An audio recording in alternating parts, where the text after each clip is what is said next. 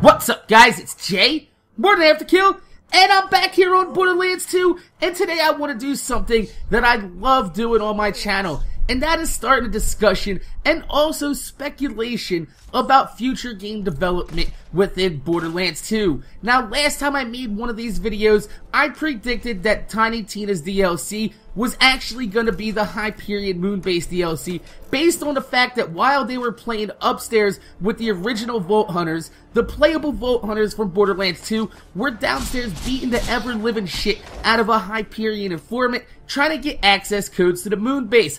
So, with Randy Pitchford and the way Gearbox works, and the fact that Randy Pitchford's favorite trick as a magician is sleight of hand, I looked at this and I was like, man, they are pulling the wool over our eyes. There is no way they're gonna make a game within a game DLC. But I was wrong. But that's all about speculation. But there's one thing I was motherfucking right about, and that's the end of Tiny Tina's DLC, where Maya comes upstairs and she says, hey guys, the Hyperion informant just released the codes for Hyperion's Moonbase. You guys want to go blow it up? Or some shit like that. Don't quote me on that, but that's what they said. The gist of the story is that we are going to be going to the Hyperion Moonbase and we're going to be blowing it up. And today, I want to talk about, do you think this is going to happen in Borderlands 3? Or do you think this is going to happen as a DLC? Right now, the majority of people that have been posting in the comments on my other videos were saying that they think this is laying out the plot for Borderlands 3, and I'm here to tell you that my opinion, I can't be wrong with this because it's my opinion, that it makes no sense to hold back the Hyperion Moonbase as part of a brand new game.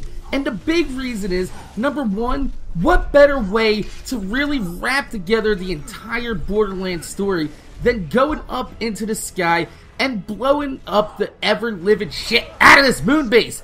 That is what we want. That is what's gonna happen as a DLC. In my opinion, this is gonna be a DLC that we're gonna see before Borderlands 3 comes out. Because if we go back to look at what happened at the end of Borderlands 2, the original campaign of the game, the vault opens up and there are a bunch of vaults all over the universe on different planets. Now, this is setting up what I believe Borderlands 3 is gonna be, which is gonna be an MMORPG first-person shooter. That's right, I said it, because if you look at the way Borderlands is evolving right now, you had Borderlands 1, which was pretty much a single-player game with added co-op that accidentally exploded. Gearbox had no idea why this game exploded, but they started working on Borderlands 2, which they ended up putting in a lot of MMO style mechanics like raid bosses, lockout timers,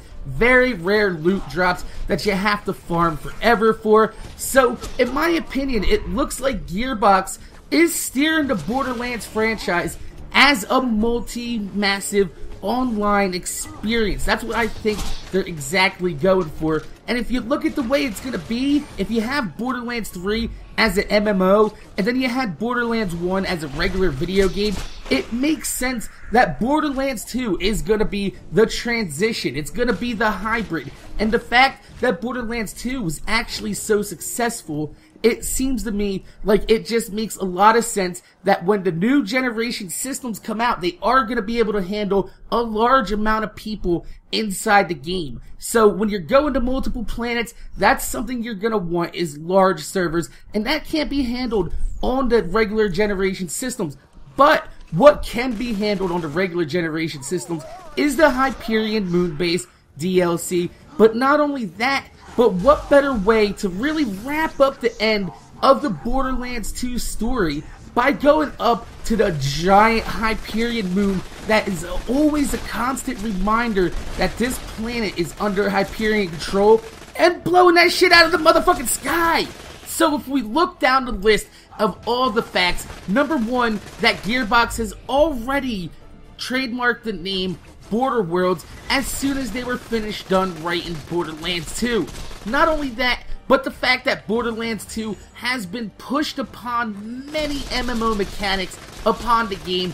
It seems the natural evolution of not only the game, but with the next generation systems, is to have it be a massive multiplayer online game. Now, this is what I think is going to happen with the timeline for Borderlands 2 as it sits. Right now, we had a new DLC.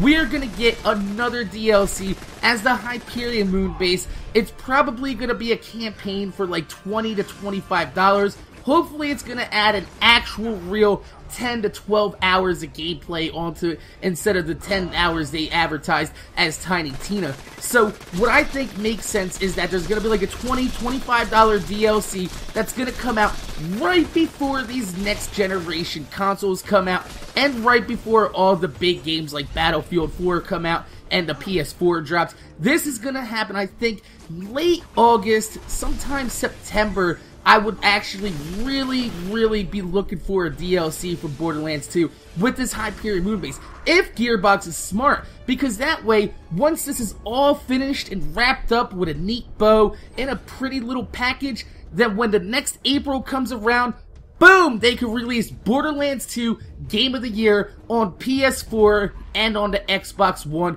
and they can have upgraded graphics and maybe even a little bit of the extra effects that you see on the PC version that you don't really see in the console version, because the new systems can actually handle it and the old systems really struggle running Borderlands 2. So I honestly think the Hyperion Moonbase, if Gearbox is smart, they'll release it right before Battlefield 4, sometime like September. It looks like a really good date to launch a DLC, make a little bit of money, and then release Borderlands 2 Game of the Year as a next generation console release. And then they'll probably have maybe about a year and a half to really hammer down Borderlands 3 and pop it out onto the next generation consoles and really go toe-to-toe with Destiny if Destiny actually pops off the way that I think it is, because Destiny looks to be a really strong contender to this MMO first-person shooter craze that's really popping off right now. So, my name is Jay, more than Afterkill. Make sure you guys rate, comment, subscribe. I want to thank you guys for watching. If you could throw a thumbs up on this video,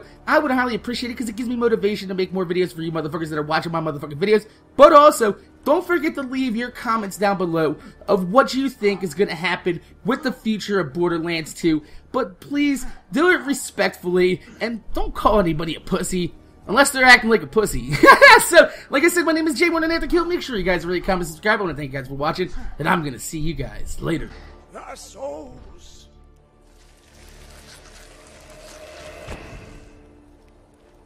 Holy crap, that was annoying. Thanks for your help. I died like 80 times trying to get through those traps. Look, we gotta be careful. The guy who killed me and stole my souls is still somewhere around here. Speaking of jackass, let me check him out, will you?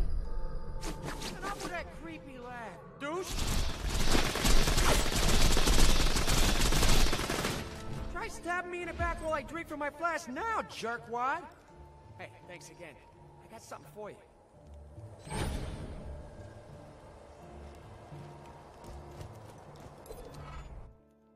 It can be hard out here on Pandora. You better hold on to your humanity as best you can.